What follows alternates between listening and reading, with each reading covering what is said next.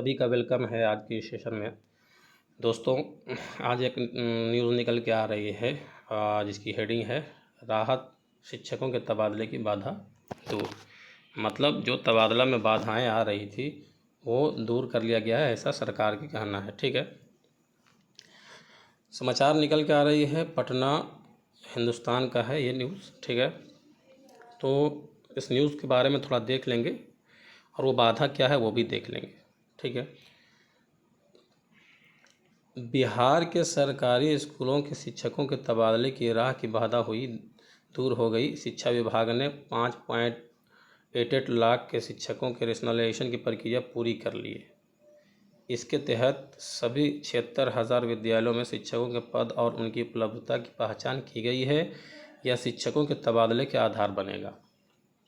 देखिए, ये रेशनलाइजेशन ही बाधा थी और इसको पूरी कर ली गई है, पहचान कर ली गई है कि किस विद्यालय में कितने शिक्षक हैं और कितने स्टूडेंट हैं। दोनों का अनुपात भी पता कर लिया गया है और इस हिसाब से इसको कंसीडर कर लिया गया है। ठीक है, आगे विभाग ने जुलाई में बड़े पैमाने पर स्कूल शिक्षकों के तबादले का योजना बनाई है। छात्रों की संख्या के मुताबिक शिक्षकों का अनुपात यानी रेशनलाइजेशन सटीक आंकड़ा भी नहीं था। ठीक है,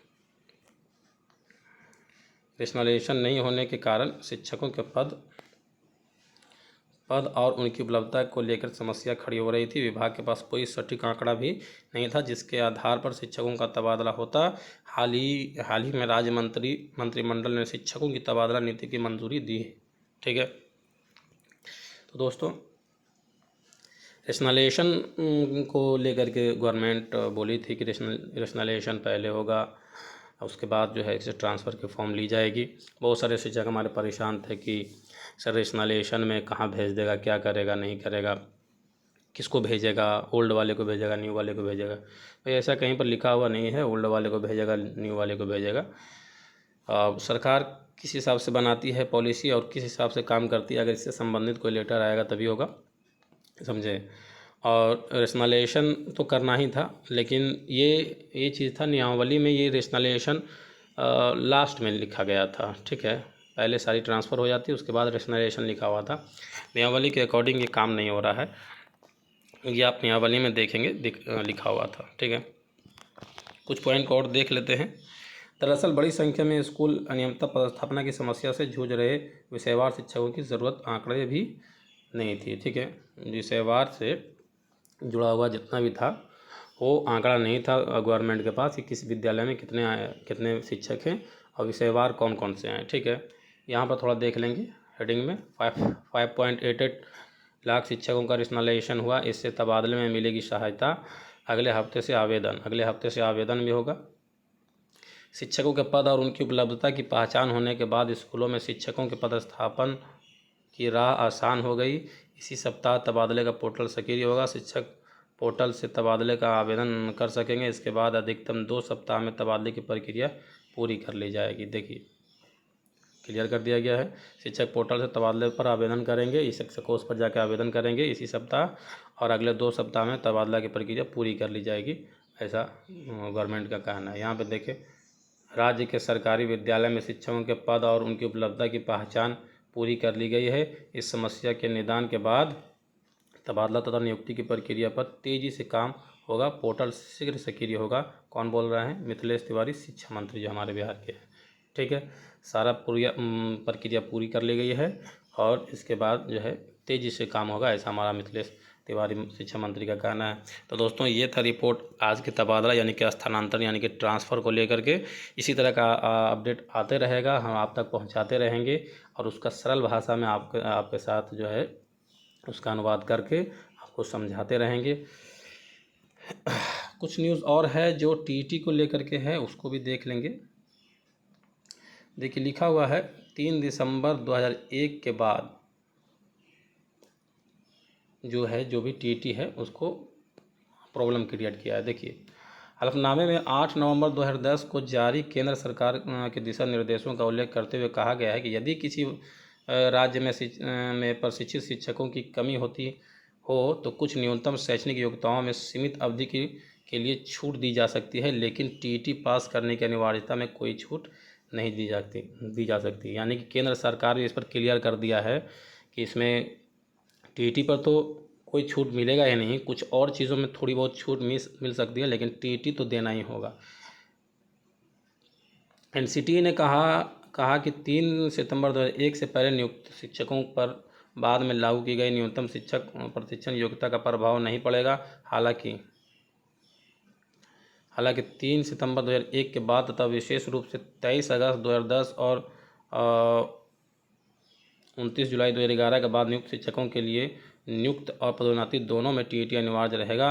हलफनामे में कहा गया है कि राष्ट्रीय अध्यापक शिक्षा परिषद अधिनियम 1993 तथा शिक्षा अधिकार अधिनियम 8/9 के तहत शिक्षकों की न्यूनतम योग्यता के निर्धारण करने का अधिकार एनसीटीई को प्राप्त है। इसी अधिकार के तहत वर्ष 2010 और 2014 में जारी अधिसूचना में कक्षा 1 से 8 के शिक्षकों की नियुक्ति के लिए टीईटी उत्तीर्ण करना अनिवार्य किया गया था।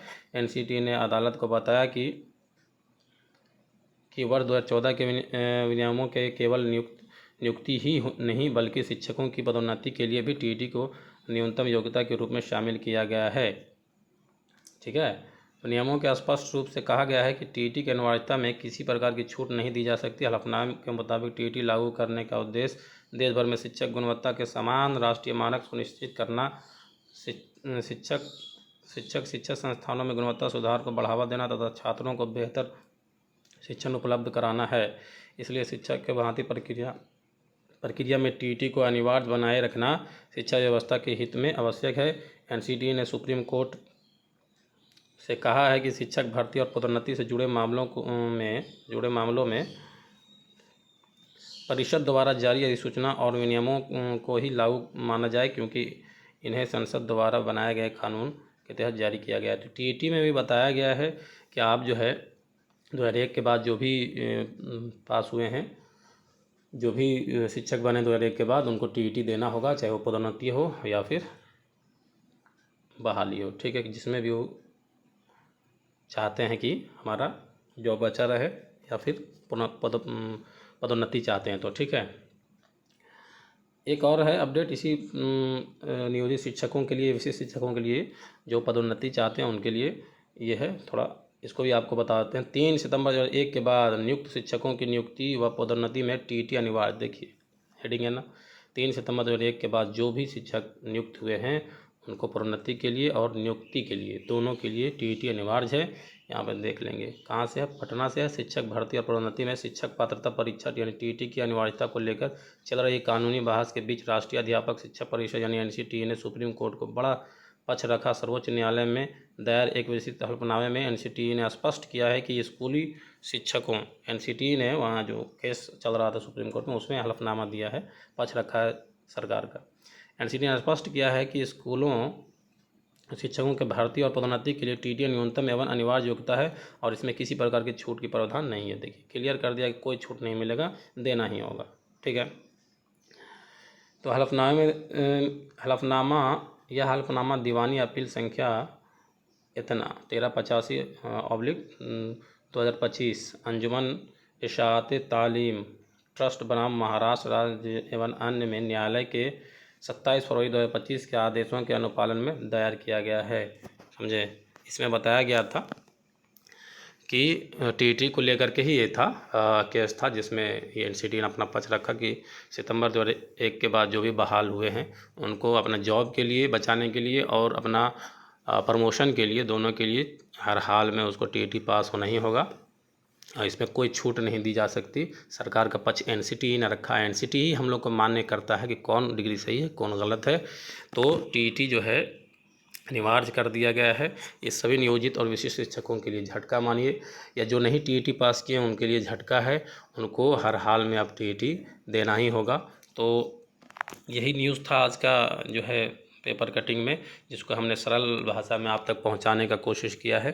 दोस्तों अगर सही न्यूज़ लग रहा है और सही जो है इसे हमारा पहुंचाना आप तक सही महसूस हो रहा है तो आप लोग क्या है हमारे चैनल को सपोर्ट करें और चैनल को लाइक, सब्सक्राइब और शेयर कर दें, ताकि आप ही जैसे जो लोग नहीं समझ पा रहे हैं, या जहाँ तक नहीं वीडियो पहुँच पा रही है, ज़रूरत के हिसाब से ट्रांसफ़र को लेकर के बातें, या जो भी ज़रूरत पॉइंट है वो वहाँ तक नहीं पहुँच पा रहे हैं, तो उन तक भी पहुँचे।